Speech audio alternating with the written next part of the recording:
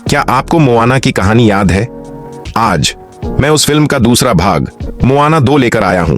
Film अब शुरू होती है। मोआना और उसका छोटा सा पिग दिखाई देते हैं जो एक पहाड़ी को कूदकर पार कर रहे हैं और उस पहाड़ी के ऊपर खड़े होकर मोआना जोर से एक शंख बजाती है। दरअसल मोआना का काम है द्वीप द्वीप घूमकर अपने समुदाय के लोगों की खोज करना या उनके अस्तित्व का पता लगाना। लेकिन अब तक मोआना को किसी भी तरह का अस्तित्व नहीं मिला है और तभी अचानक वो छोटा पिग पहाड़ी के ऊपर से फिसलकर नीचे गिर जाता है और मोआना उसे पकड़ने की कोशिश करती है, जिससे वो दोनों नीचे गिर जाते हैं। उसी समय मोआना को एक गोल मिट्टी का घड़ा मिलता है जिस पर कुछ चित्र बने हुए होते हैं। उसे देखकर मोआना समझ जाती है कि यहाँ पहले इंसानों का निवास था। ये देखकर वह बहुत खुश हो जाती है और वह घड़ा लेकर अपने द्वीप पर वापस लौटती है। वापस आते ही पूरे गांव में खुशी की लहर दौड़ जाती है। उधर सीन बदलता है और माउई को दिखाया जाता है जो एक खतरनाक जगह पर गया हुआ है और एक परछाई को मारने की कोशिश कर रहा है। तो दूसरी तरफ हम अपनी बहादुर मोआना को फिर से देखते हैं जब रात को गांव के सभी लोग एक साथ बैठे हर कोई किसी नए रोमांच या अपनी यात्रा के बारे में बात कर रहा था। इस नए रोमांच में उनका एकमात्र मार्गदर्शक मोआना था। इन सभी के साथ चर्चा करने के बाद अचानक एक चट्टान आती है, जैसे कि माटू फितू द्वीप कहां हो सकता है और उसके पूर्वज उस द्वीप को ढूंढने कब गए थे, वे कितनी दूर गए थे। उसे इन सब के बारे में कोई जानकारी नहीं थी, इसलिए उसने एक लाइब्रेरियन से ये सारी जानकारी ली। मोआना इस खतरनाक साहसिक कार्य पर किसी को भी अपने साथ नहीं ले जाना चाहती क्योंकि यह जानलेवा हो सकता है। अभी तक इस बात का कोई सबूत नहीं है कि वह अकेली जाएगी। मोआना पहले तो बहुत डरी हुई थी क्योंकि यहाँ हर कोई उस पर बहुत भरोसा करता है। अगर वह खोए हुए लोगों को नहीं ढूंढ पाती तो शायद वह बहुत बड़ी गलती कर देगी। इसलिए उस रात मोआना की दादी उससे मिलने आई। दरअसल वे एक दूसरे से बहुत प्यार करते थे। मोआना की दादी ने उसकी हर संभव मदद की। मोआना की दादी ने उससे कहा, तुम्हें यह काम करना होगा, तुमने यह बहुत पहले किया है, तुम्हें अपने पूर्वजों का असंभव काम करना होगा, तुम जरूर कर सकते हो, सब तुम पर भरोसा करते हैं और मुझे विश्वास है तुम सफल होगे। मोआना को अपनी दादी की बातें सुनकर बहुत ताकत मिलती है, इसलिए मोआना अगली सुबह तैयार नहीं हुई अपनी नई यात्रा पर जाने के लिए। लेकिन कोई भी उसे अकेले नहीं जाने देना चाहता था। गांव में हर कोई मोआना के साथ जाना चाहता था। सभी ने उससे कहा कि वह अकेले जाने से सुरक्षित नहीं रहेगी, इसलिए गांव वालों ने सबसे पहले मोआना के साथ भेजने के लिए एक लड़की को चुना जो जहाज बनाने में बहुत अच्छी थी। उसके साथ एक बूढ़ा आदमी भी चुना गया जो पानी और भोजन का ख्याल रख सके और विभिन्न चीजों का ख्याल रख सके। इसके अलावा एक और व्यक्ति चुना गया जिसके पास बहुत ज्ञान था, इसलिए अंत तक मोआना को अपने कबीले के लोगों के साथ जाना पड़ा। लेकिन मोआना की छोटी बहन बहुत जिद्दी थी कि वह भी मोआना के साथ इस यात्रा पर जाएगी। छोटी बहन अपनी बहन के लिए बहुत चिंतित थी। मोआना जानती है कि इस महासागर ने बचपन से मोआना का बहुत ध्यान रखा है, इसलिए जाने से पहले छोटी बच्ची अपनी बहन मोआना को एक स्टारफिश उपहार में देती है। फिर मोआना का नया रोमांच शुरू होता है। दूसरी तरफ हम माउई को देख सकते हैं। किसी ने उसे बांध रखा था। जहां माउई बंधा हुआ था उसके नीचे बहुत सारी मछलियां झुंड में घूम रही थीं। मछलियों को खाना खिलाने के बजाय मछलियां बहुत गुस्से में थीं। इस तरफ मोआना अपनी 3 सहेलियों के साथ काफी दूर निकल गई, लेकिन वे अभी ठीक से काम नहीं कर पा रही थीं। यह सब देखकर मोआना ने उन्हें ठीक से काम करना सिखाना शुरू कर दिया। मोआना समझ नहीं पा रही थी कि उन्हें अपने साथ ले जाने का क्या फायदा। जाते समय मोआना को फिर से एक जहाज दिखाई देता है। यह वही जहाज था जिसे हमने मोआना भाग 1 में देखा था। जहाज में नारियल से बनी कुछ नक्काशी थी। इन नक्काशी का नाम काकामुना था। इन जीवों का जहाज उन्हें बहुत परेशान कर रहा था। मोआना ने अपने जहाज को थोड़ा सा एक तरफ रखा और तभी मोआना के सामने एक बहुत बड़ा सांप आ गया। इसलिए मोआना ने अपने जहाज को काकामुना के जहाज के साथ बांधने की कोशिश की ताकि वह स्थिर रहे। लेकिन उसके दोस्तों ने उसके साथ बहुत कोशिश की, लेकिन वे किसी भी तरह से जहाज को संभाल नहीं सके। बड़ी मुश्किल से उन्होंने अपने जहाज को काकामुना के जहाज से बांधा। लेकिन जब काकामुना ने मोआना और उसके दोस्तों को देखा तो उन्होंने उन सभी को जहर देकर मार डाला, क्योंकि दोनों पक्षों के बीच युद्ध चल रहा था। लेकिन वे बहुत भाग्यशाली थे क्योंकि काकामुना के मुखिया ने एक विशेष बात देख ली और समझ लिया कि मोआना यात्रा पर निकली है। मोआना वास्तव में माटू फिटूर के सांप को खोजने निकली थी, अकेले ही खोजने जा रहा था। क्योंकि माउई जानता था कि अगर मोआना या कोई भी व्यक्ति इस काम में आया तो उसकी मौत जरूर होगी। मातंगी मोआना को धरती पर जाने का एक अलग रास्ता दिखाता है।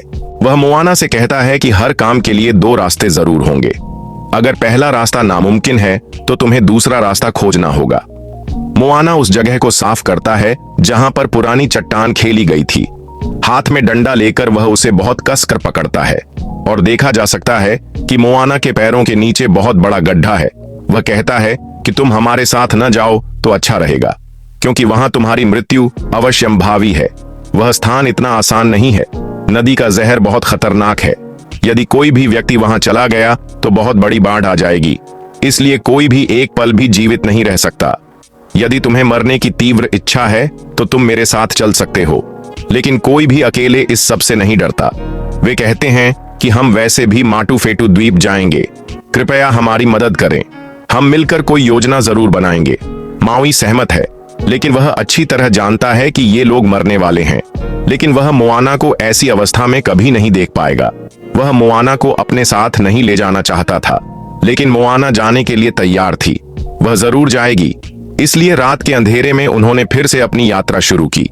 उस समय अचानक एक विशाल क्रूर सांप ने नालू के पीछे उन पर हमला कर दिया। सांप ने उनके पूरे जहाज को उल्टा कर दिया।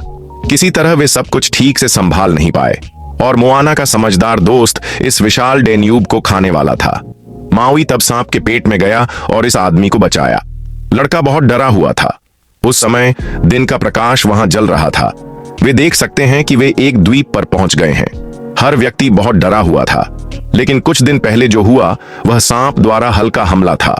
मुझे नहीं पता कि सांप के सामने स्थिति कितनी अधिक खतरनाक हो सकती है। यह सब सोचते हुए मोआना जा रहा था। तब माउई ने उससे कहा कि यदि आप इतनी दूर जा सकते हैं तो कृपया वापस न जाएं। मुझे विश्वास है कि आप निश्चित रूप से किसी भी काम को अच्छी तरह से पूरा करने में सक्षम होंगे। मुझे नहीं पता कि आपने अब तक कितना अच्छा किया है और नालू से लड़ना आपके लिए कोई समस्या नहीं है। हम साथ मिलकर योजना बनाएंगे और हम सब कुछ मिलकर ठीक कर देंगे। यह सब सुनने के बाद मोआना के शरीर में बहुत ताकत आ गई। अब उन दोनों ने एक योजना बनाई कि कैसे माउई नालू का ध्यान दूसरी तरफ ले जाएगा। फिर बड़ा हो चुका नल्लूर उन्हें रोक देगा और फिर माउई अपने जादुई हथियार को पानी में फेंक देगा और द्वीप को जीवित कर देगा। मोआना का एकमात्र काम दौड़ना और द्वीप पर अपना पैर रखना है। जब किसी व्यक्ति का पैर द्वीप पर पड़ता है तो सब कुछ ठीक हो जाएगा। फिर नल्लूर के साथ जहर भी खत्म हो जाएगा। ऐसी योजना सुनकर उन दोनों को यह मामला बहुत आसान लगता है। उन्होंने यह भी सोचा कि वे बाकी लोगों को अपने साथ नहीं ले जाएंगे, क्योंकि अगर सब वहां चले गए तो सभी मर जाएंगे। और चूंकि काम इतना आसान था, इसलिए अब किसी के पास कोई सवाल नहीं है। लेकिन इस समय उनकी सबसे बड़ी समस्या यह है कि उनके पास जहाज नहीं है। मोआना आकर देख सकती है कि उसका जहाज किनारे पर अटका हुआ है। इसका मतलब है कि उसके दोस्तों ने उसका साथ नहीं छोड़ा। मोआना के दोस्तों ने मिलकर उसके जहाज को एक विशाल और मजबूत जहाज में बदल दिया और बिना समय बर्बाद किए वे सभी नल्लूर के लिए निकल पड़े। वे देख सकते हैं कि नल्लूर ने उनके सामने इतनी बड़ी लहर पैदा कर दी थी। माउई ने अपनी शक्ति का इस्तेमाल करके खुद को बार बार अलग अलग किरदारों में बदला। फिर उसने अलग अलग रूप धारण किए और कई लहरों को काट दिया। मोआना यह सुनिश्चित करती है कि नल्लूर का ध्यान माउई पर न हो, और अगर नल्लूर का ध्यान दूसरी दिशा में जाता है तो माउई आसानी से अपना काम छोड़ सकता है। इसलिए अब सभी यही कर रहे हैं। मोआना ने योजना बनाई कि नल्लूर उसका ध्यान खुद पर लगाएगा। इस तरह माउई द्वीप पर जाएगा और द्वीप को ऊपर ले आएगा। लेकिन माउई बहुत तनाव में था, क्योंकि अगर नल्लूर अपना ध्यान मोआना पर देता है तो वह 1 सेकंड में मोआना को नष्ट कर सकता है। लेकिन उनके पास वास्तव में दूसरा विकल्प नहीं था। मोआना नल्लूर का ध्यान अपनी ओर खींचने के लिए पूरी तरह से तैयार थी। उधर माउई अपना हथियार समुद्र में फेंक देता है और उसे द्वीप पर चिपका देता है, और फिर वह द्वीप को समुद्र में लाने की कोशिश करता है। लेकिन नल्लूर यह सब समझ जाता है, क्योंकि वह माउई पर एक बहुत बड़ा बाजरा पट लगा देता है। माउई की रस्सी उसके हाथ से छूट जाती है, लेकिन फिर माउई रस्सी को पकड़ने की कोशिश करता है। मोआना देखती है कि सब कुछ मुश्किल होता जा रहा है। द्वीप को समुद्र की तलहटी से ऊपर लाने में बहुत समय लगेगा, और दूसरी तरफ उनका जहाज सब कुछ टूट चुका था। मोआना को याद आता है कि तब माटुंगिर ने क्या कहा था कि हर चीज के लिए दूसरा रास्ता जरूर होता है। इसलिए वह साथ आता है और पानी के नीचे चला जाता है। मोआना ने वास्तव में सोचा कि अगर द्वीप ऊपर नहीं आ सका तो क्या होगा, इंसान पानी के नीचे जा सकते हैं।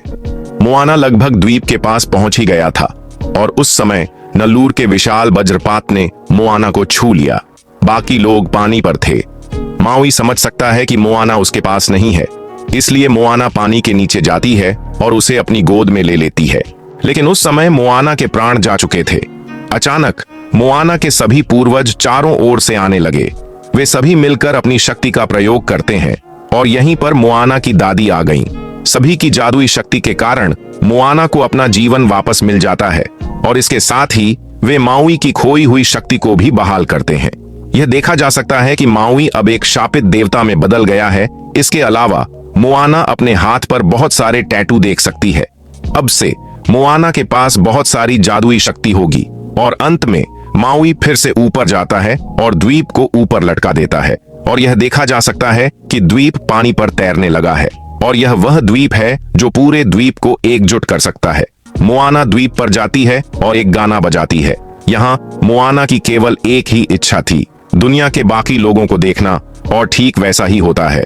वह देख सकता है कि उसके दोस्त भी द्वीप पर आए हैं और द्वीप पर सभी पहाड़ों में बहुत सारी तस्वीरें सामने आईं। ये तस्वीरें मछलियों के साथ लड़ाई के दृश्य थे और अचानक उन्हें दूर से बहुत सारी आवाजें सुनाई देती हैं। शब्द एक संख्या की तरह था। मोआना बहुत अच्छी तरह से देख सकती है कि कुछ जहाज दूर से उनकी ओर आ रहे हैं। मोआना को विश्वास नहीं होता कि उनके अलावा इस धरती पर और भी बहुत से लोग हैं और उन्होंने उन्हें पा लिया है। माउई जल्दी से मोआना के द्वीप पर जाता है और उन्हें यह सब बताता है और कहता है कि मोआना बहुत जल्द वापस आएगी। माउई मोआना की छोटी बहन को उपहार के रूप में देता है। द्वीप से हर कोई दूर से मोआना को देख सकता है। मोआना इस बार अकेली वापस नहीं आई है, उसके साथ हजारों जहाज इस द्वीप पर आ रहे हैं और अंत में मोआना मिल जाती है और उसका परिवार उसे खुशी से गले लगाता है और फिर एक बैठक समाप्त होती है। बैठक में मोआना को शापित देवता घोषित किया जाता है क्योंकि मोआना इन लोगों की आखिरी उम्मीद थी। दूसरी ओर हम देख सकते हैं कि नालू अभी भी मरा नहीं है। वह बहुत गुस्से में है। वह मातंगी पर बहुत गुस्सा थी। मातंगी ने मोआना की मदद क्यों की? और वहां हम एक बड़ा कौवा देख सकते हैं। उन्होंने कहा कि वे इस सब के लिए मोआना से बदला लेंगे। इस घटना के साथ आज की कहानी समाप्त हो जाती है, लेकिन इन दो लोगों की कहानियों से हम समझ सकते हैं कि मोआना का पार्ट 3 जरूर आएगा और वहां की घटनाएं और भी डरावनी और बड़े पैमाने पर हो रही हैं।